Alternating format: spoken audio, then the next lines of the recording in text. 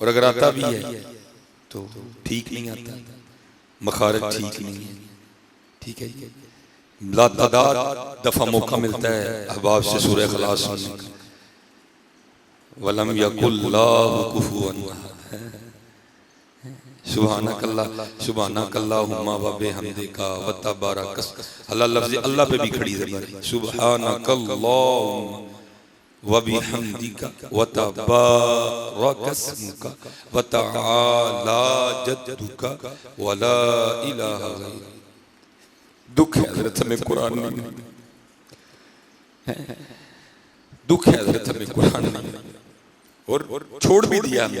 ابھی محاسبہ کر لیتے ہیں. امام حسین کی محفل میں بیٹھے ہیں، سنا تو ہم لیتے ہیں کہ سر مبارک نے نیزے پہ بھی پڑھا تھا. بھائی انہوں نے تو پڑھ لیا، بتا تو نے کبھی کلیم پہ بیٹھ کے بھی پڑھا ہے؟ انہوں نے تو حق ادا کر دیا نا. یہ تو ہم بڑے دڑلے سے سنائیں گے. سر مبارک سجدے میں کٹا اور قربان جاؤں ان کو کربلا میں بھی سجدہ یاد تھا. تجھے تو گھر بیٹھ کے بھول گئے، تجھے تو گھر بیٹھ کے بھول گئے. ان تلواروں اور نیزوں کے سائے میں بھی سجدہ ادا کیا، تجھے تو گھر بیٹھ کے بھول گئے. دیکھو نا ابھی سارے اپنا اپنا محاسبہ کر رہے ہیں. علماء کی بات نہیں کر رہا، اور کسی نے بآواز بلند جواب بھی نہیں دینا. دیکھو نا کتنی دیر ہو گئی قرآن پاک کھولے.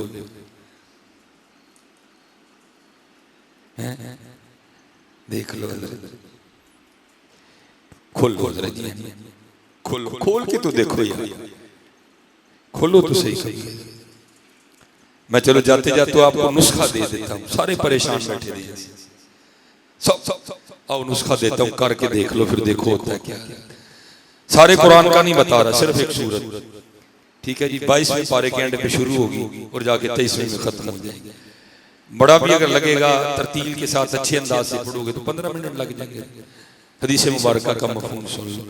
حضور نبی علیہ السلام نے فرمایا جو نماز فجر پڑھے، نماز فجر پڑھ کے اللہ کی رضا کے لیے سورہ یاسین پڑھے، اس دن کے اس کے سارے کام اللہ کے ذمہ ہیں. ویلے ہو جاؤ، نہ شباز شریف، نہ نواز شریف، نہ کوئی شریف، نہ کوئی آئی، نہ کوئی لیگ، ویلے ہو جاؤ. اور پھر ہوتا بھی ہے یہ جو آپ صوفیاء کے معاملات کتابوں میں پڑھتے ہیں، یہ انہی کی برکت ہے. رود الریاحین میں امام یافعی رحمۃ اللہ تعالی نے بڑا کمال لکھا. آپ فرماتے ہیں ہارون الرشید کا دور تھا، ایک نوجوان مبلغ تھے. جوش خطابت میں نا وہ ہارون کے لیے بڑے سخت الفاظ بول گئے. جنسیوں کے بندے تو بیٹھے ہوتے ہیں. جنسیاں لینے جا کے خبر دی تھی ہارون الرشید کہ حضرت آج تے مولوی صاحب نے جمعہ تاڑے دے لایا. اس نے کہا لے ہو. اور امام یافعی نے لکھا کہ قید خانے میں نہیں ڈالا بلکہ ایک ڈبے میں بند کر دیا تاکہ صبح تک ان کا انتقال ہو جائے. اور امام یافعی لکھتے ہیں جب صبح ہوئی نا، وہ اپنے دربار میں آ کے ہارون الرشید بیٹھا تو ایک بندے نے آ کر خبر دی، او حضرت وہ جڑے مولوی صاحب ڈبے جو بند کیتے ہیں جو دے بار باغ پھر انڈے دیں. اس کو بڑی حیرانی ہوئی. پھر دل میں خیال ہے شاید میری سپاہ میں ان کا چاہنے والا ہوگا، کوئی مرید ہوگا، اس نے نکال دیا ہوگا. فرمایا جا ان کو لے کے آ. ان کو لے آیا. اب یہ امام یافعی نے لکھا ہے جو رحمت اللہ تعالی جو ہارون کی اور ان کی آپس میں گفتگو ہوئی. ہارون ان سے پوچھتا ہے تمہیں باغ میں کون لے کے گئے؟ آپ نے فرمایا جس نے مجھے ڈبے سے نکالا. وہ پھر پوچھتا ہے تمہیں ڈبے سے کس نے نکالا؟ آپ نے فرمایا جو مجھے باغ میں لے کے گئے. اب سمجھ اسے بھی آ گئی. لکھا ہے امام یافعی نے اسی طرح لکھا ہے کہ اپنا سر پکڑ کے نا ہارون کہتا ہے اور یہ کتنی عجیب بات ہے. تو آگے سے کہتے ہیں ہارون یہ بتا تیرے اور میرے رب کی کون سی بات عجیب نہیں ہے.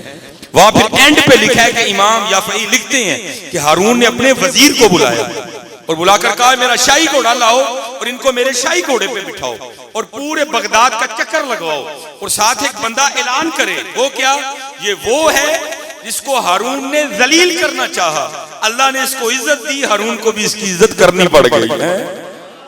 پڑھ کے تو دیکھو یار، کھولو تو صحیح سورہ یاسین، پھر دیکھو حضرت سورہ یاسین کی برکتیں.